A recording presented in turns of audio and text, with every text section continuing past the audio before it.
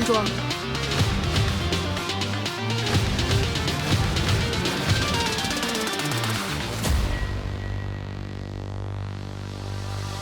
Welcome to KAVU, or Strinova as it's going to be called in global once it's released in October of 2024. If you're watching this video, that means it is this year, of course. But why am I even making a video on it? Why do FPS players like KAVU and Toronto love this game so damn much? The game is fun. Well, Play the we're game. going to get into such a good that. game. Strinova is a weird mix of hero, tactical, and movement shooter that combines into a mess that doesn't look too good on paper, but when put into practice, creates an experience that is extremely enjoyable. The main game mode consists of a 5v5 bomb plant mode, of which you and the enemy team take turns attacking and defending. Depending on what current side you are on, you will have access to only a specific amount of characters, kind of like Rainbow Six. There is the Scissors faction, which is the attack-only faction, the PUS, or Paint Utopia Security, which is the defender-only faction, and the Urbino faction, which can be used regardless of side.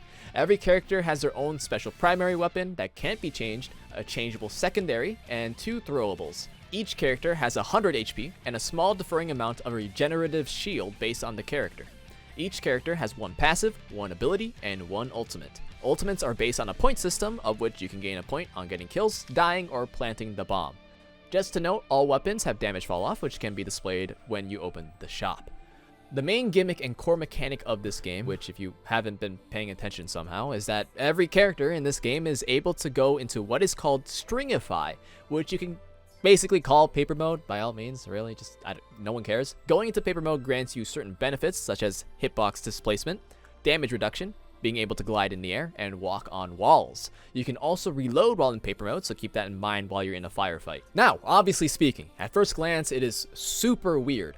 However, once you get used to it, you realize that this mechanic completely changes how the game is played compared to other shooter titles, such as positioning. Oh look, it's a sniper! Normally, at this point, you would be confronted with a simple gunfight, but oh, actually, just kidding, you're now a pixel-wide hitbox to the enemy. So fights are technically longer, considering the added hitbox displacements, mobility, and damage reductions the characters have. And not only that, there is not a lot of ways to one-shot someone in this game. The only characters that can actually one-shot someone are the 2 snipers of the game, soon to be 3, and Raichi with technicalities, but I'll get into that once I get into character videos. So if paper mode is so damn strong, how the hell do you counter it? As I've said before, each person has 2 throwables, and you can't have 2 of the same throwable, so no double nades, no nothing like that. Nades in this game are simple and have 2 general uses. To be used as nades, dealing damage to enemies and downing them regardless if they are in paper mode or not, and confirming kills after they have been down. More on that later, by the way.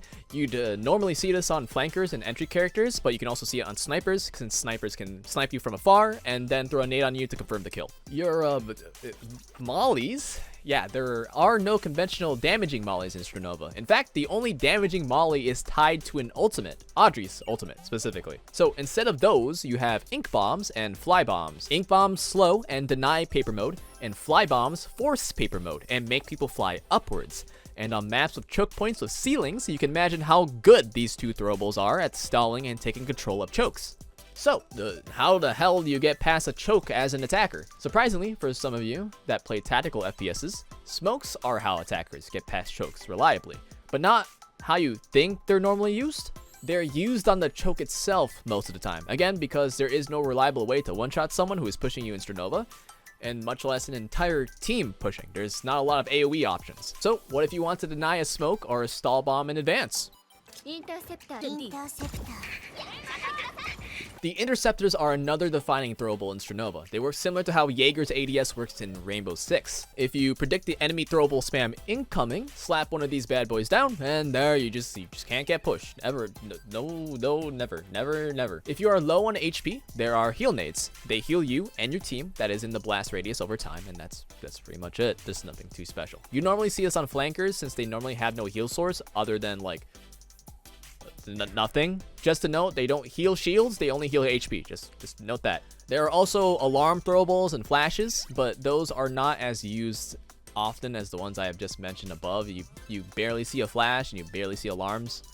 The alarms are just there to just kind of tell you if someone's there. So if you just can't look at the side of the map, just throw the alarm, and if someone's there, boom, you instantly know where they are. And flashes is it's flash. Hey, you're finally awake. The problem is paper mode. There's paper mode.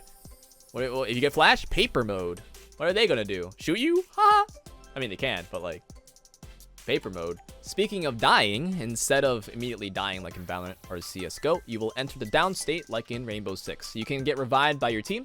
The revive duration takes a while, so you can't do it in the heat of battle unless you're Coconut, where you can just skip that entirely. But that's besides the point. I'll talk about her in her video. Being downed instead of being killed nerfs snipers a tad due to the fact that the down snipers don't usually have that much value. I mean, cool, you stalled for some time, rotates or a potential collapse onto the enemy, but if you get stalled yourself and the enemy gets revived anyway, the pick becomes essentially meaningless. Just also note that that everyone only gets one revive, a single one. So if you do kill them again, they're gone for good. They're dead. Now that's out of the way. How does this game's economy work? The shop in this game is more similar to Valorant, but instead of guns and shields, it is upgrades for your character. Blue upgrades are related to your primary weapon, such as heightened headshot damage, bigger clips, better recoil control, and more offense-related upgrades like move speed increases. The green upgrades involve your shields, either making them bulkier or having a less bulky shield, but it regenerates faster. The yellow upgrades involve your ability and passive, which I will talk about in character-specific guides later on. There is a website that translates all descriptions for these upgrades for all characters in the description below. Please check that out if you are planning to play Strinova and want a head start. Additionally, to add on to the upgrades, there are things at the bottom here called awakenings. Once you have purchased a certain amount of upgrades that pertain to the color-coded shapes, your character's abilities will be upgraded or changed in a certain way. So let's take Reiichi here, for example. His ability is a wall. Simple, right? Yeah. With Awakening 1, however, the wall now highlights any enemy that passes through it. Awakening 3, all allies can see through the wall when near it. Pair this Awakening with Reiichi's ultimate, which blocks enemy fire for a long while on the wall, so the wall is an actual wall, and Reiichi single-handedly becomes an insane threat. Every character has these Awakenings to switch up their playstyle to potentially turn the game in their favor. Just know that some Awakenings are better than others. That's for you to find out and look at yourself. Just as a disclaimer, no character can have both Awakening 2 and 3 at the same time. It is either or.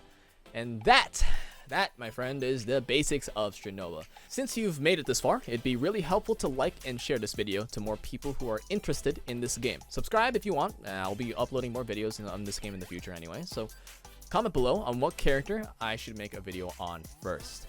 Thank you for your time. Stay safe. Have fun. Turn to paper. Something funny.